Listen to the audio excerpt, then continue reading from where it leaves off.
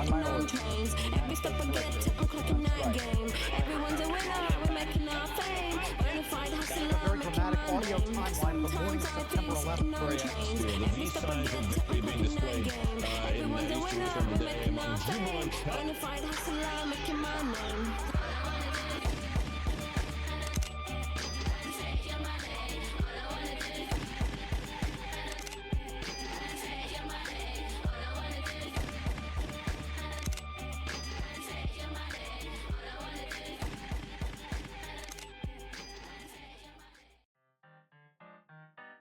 Selamat siang teman-teman. Jadi pada kesempatan kali ini saya bersama Renal ingin menjelaskan sedikit terkait paparan yang kami kaji, yaitu terkait strategi Amerika Serikat dalam mengkonstruksi tragedi 9/11, propaganda, wacana, war on terror, dan dualisme media. Jadi setelah berakhirnya era perang dingin sekitar tahun 1991, Amerika Serikat mulai mendominasi hegemoni dunia, di mana saat itu lawannya yaitu komunisme telah runtuh berbarengan dengan runtuhnya Uni Soviet. Nah di situ teman-teman, Amerika Serikat berhasil sebenarnya untuk meluaskan pengaruhnya, hingga dari strateginya dia dalam Cyclone Project di Afghanistan, di mana dia membantu kelompok militan Muslim untuk melumpuhkan komunisme. Kemudian beralih ke tahun 2001 tuh, 9 September 2001. 11 September 2001. Saat itu Amerika Serikat mengalami teror dari kelompok militan Muslim Al-Qaeda.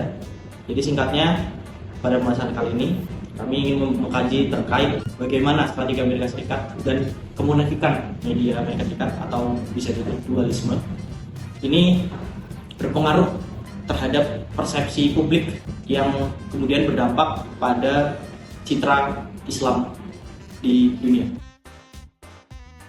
Perkenalkan, nama saya Aryan Dewa Nalendra dengan NIM akhir 126.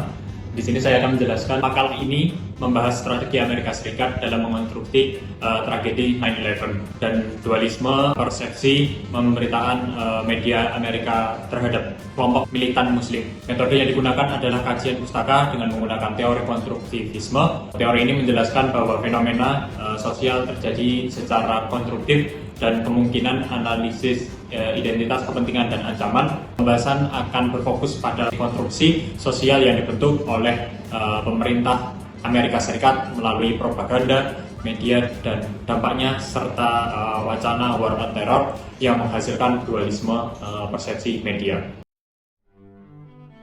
Perkenalkan, nama saya Hazel Bijaki dengan NIM akhir 129. Jadi pas 9/11 itu, setelah para kelompok teroris Al-Qaeda ini menabrakkan pesawatnya ke BBC, semua Amerika langsung pada shock. Banyak langsung pemadam kebakaran, polisi, dan tim penanganan darurat lainnya langsung ke tempat kejadian. Nah, serangan atas WTC ini bisa disebut sebagai serangan ke simbol kekuatan Amerika. Kan WTC kan isinya ekonomi Amerika semua. Nah, setelah kejadian itu, Presiden Bush melalui Kongres mengumumkan apa yang namanya AUMF atau Authorization of Usage for Military. Dalam konstruktivisme ada yang namanya action of speech. Jadi action of speech ini adalah perlakuan perkataan yang dilakukan oleh orang-orang yang memiliki kekuatan dalam pemerintahan, dengan narasi terkenalnya yang berbunyi Either you are with us or you are with the terrorists. Pernyataan Bush juga mendorong bagaimana negara seharusnya bertindak dalam mengeliminasi terorisme. Secara konstruktivis, Presiden Bush berhasil mengubah arah kelakuan diplomasi dan bagaimana negara bertindak. Nah, kebijakan war on terror yang disebutkan oleh Presiden Bush ini memiliki implikasi terhadap citra Islam di seluruh dunia. Narasi perang melawan terorisme meskipun secara resmi menargetkan ekstremis, tapi secara tidak langsung juga memicu asosiasi negatif terhadap orang-orang Islam yang memang bukan teroris itu. Peter, this is the site of the 9/11 terrorist attacks. Oh, so Saddam Hussein did this? No. The Iraqi army? No. Some guys from Iraq? No. That one lady who visited Iraq that one time? No, Peter, Iraq had nothing to do with this. It was a bunch of Saudi Arabians, Lebanese, and Egyptians financed by a Saudi Arabian guy living in Afghanistan and sheltered by Pakistanis. So you're saying we need to invade Iran? Oke, perkenalkan, nama saya Didi Dr. Vermon dengan NIM 144. Di sini saya akan melanjutkan dari rekan saya sebelumnya. Bagaimana CNN sebagai media internasional yang terkemuka sangat membantu dalam membuat persepsi publik terhadap Islam, yang dimana CNN pada saat kejadian 11 September 2001 sudah meliput kamera ke arah gedung World Trade Center, padahal belum ada kejadiannya. Yang dimana di sini sangat membuat persepsi publik atau opini publik terhadap Islam sebagai terorisme atau sebagai pelaku dari pembajakan pesawat American Airlines dan United Airlines pada saat itu. Kebijakan Amerika Serikat dalam mempromosikan atau mengkampanyekan war on terror sebenarnya itu merupakan upaya dari Amerika Serikat sendiri untuk mengkonstruksi bagaimana suatu isu keamanan dalam studi hubungan internasional, khususnya dalam isu 9/11 ini, tragedi 9/11 ini menjadi tonggak penting bagi mereka dalam memperluas pengaruhnya sekaligus untuk menentukan siapa ancaman sebenarnya. Maka dari itu sempat dijelaskan sebelumnya bahwa dampaknya memang cukup besar terkait apa yang diucapkan oleh George W. Bush terkait dengan pidatonya, yaitu "You are with the terrorists or with us." Antara kamu dengan teroris atau dengan kami. Sebetulnya teman-teman, apa yang dilakukan oleh media itu merupakan indikasi kemunafikan atau dualisme dalam persepsi pemberitanya. Contohnya gimana? Contohnya pada tahun 1991, Amerika Serikat yang saat itu merayakan kemenangan Afghanistan atas Uni Soviet dalam perangnya di Afghanistan selama 10 tahun.